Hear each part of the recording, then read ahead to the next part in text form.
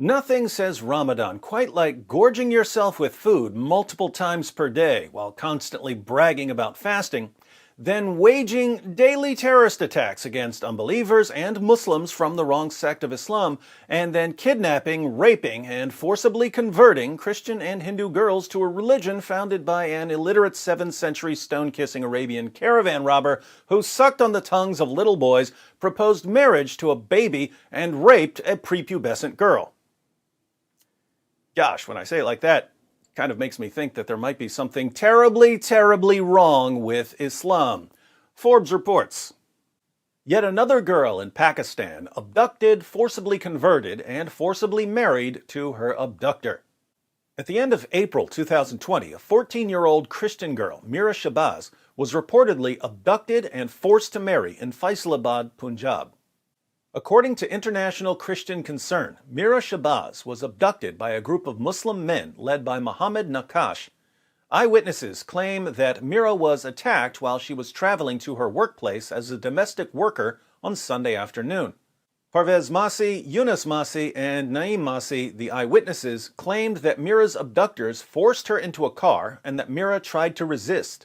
These eyewitnesses were unable to help Mira because the abductors were armed and fired several shots into the air. Mira's mother, Nagat, told International Christian Concern that she feared her daughter would be raped, forcefully converted to Islam, or even killed.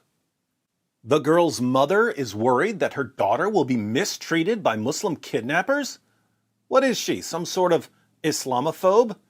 Doesn't she know that, according to the Quran, Allah loves Jews and Christians, as he says in Surah 98, verse 6?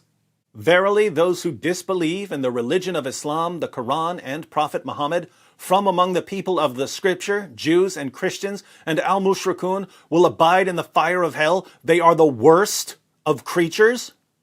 Uh-oh. I guess I was wrong. According to the Quran, Jews and Christians are lower than dogs or pigs. I guess a mother should be worried if someone who believes in Allah's words kidnaps her daughter. Unfortunately, her concerns are not far-fetched. According to the Movement for Solidarity and Peace, MSP, a human rights organization in the country, around 1,000 Christian and Hindu women and girls are kidnapped each year, forced to convert and marry Muslim men. The victims are usually between the ages of 12 and 25. Despite these shocking statistics, the number of victims may be even higher as many cases remain unreported, often due to the girls' families' limited financial means. Around 1,000 Christian and Hindu women and girls are kidnapped every year in Pakistan, forced to convert to Islam and married off to Muslim men. Then these women and girls are turned into baby-making machines who spend the rest of their lives producing the next generation of kidnappers and rapists. Police typically do nothing to stop this because it's their cousins and friends who are kidnapping the Christian and Hindu girls. And after all, it's helping the spread of Islam. And besides, if you oppose what's happening and try to protect the girls, Muslims will target you for siding with Christians and Hindus against Muslims. If Christians and Hindus speak out about what's happening, there's an inevitable bloody backlash against the Christian and Hindu communities. So they're often forced to keep their mouths shut about their daughters being kidnapped, raped, and forcibly converted to Islam, because if they complain too much, they'll all be killed. But keep in mind that if you criticize the religion that produces this system of rape and forced conversion, you're a racist and a bigot. As recently as March, I wrote about the case of another Christian girl, Huma Yunus, 14 years old at the time of her abduction. Huma was allegedly abducted from her parents' home in Karachi on October 10, 2019, by a man named Abdul Jabbar of Dera Ghazi Khan, Punjab province. Other known cases from recent years include a Christian girl, Mehwish, who was kidnapped when she was just 14. It was reported that the police have not taken appropriate steps to investigate her case or attempt to rescue her. The same is true in the case of a 13-year-old Christian girl, Sana Jan. Two teenage girls, Farzana and Serish, aged 14 and 16 respectively, were abducted and subjected to gang rape perpetrated by 3 Muslim men. Despite the fact that one of the perpetrators was apprehended, the family was pressured to settle the case outside of court. Similarly, the case of Maria Sarfraz, an 11-year-old girl abducted and gang-raped for 3 days, was forcibly settled out of court. The article goes on with more stories. The link is in the description box if you want to read it. But think about this. We're told by our Muslim friends that this kidnapping and rape and forced conversion has nothing to do with their religion. It has nothing to do with the Quran allowing Muslims to take female captives and rape them. It has nothing to do with the Quran commanding Muslims to violently subjugate non-Muslims. It has nothing to do with Muhammad forcing people to convert to Islam.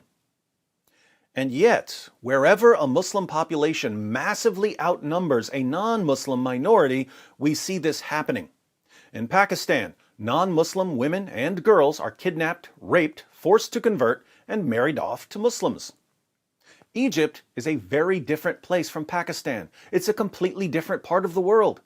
The only similarity is that the Muslim population massively outnumbers a non-Muslim minority. And what happens in Egypt? Christian women and girls are kidnapped, raped, forced to convert, and married off to Muslims. Northern Nigeria is a very different place from Pakistan or Egypt. It's a completely different part of the world. The only similarity is that the Muslim population massively outnumbers a non-Muslim minority. And what happens in northern Nigeria? Christian women and girls are kidnapped, raped, forced to convert, and married off to Muslims.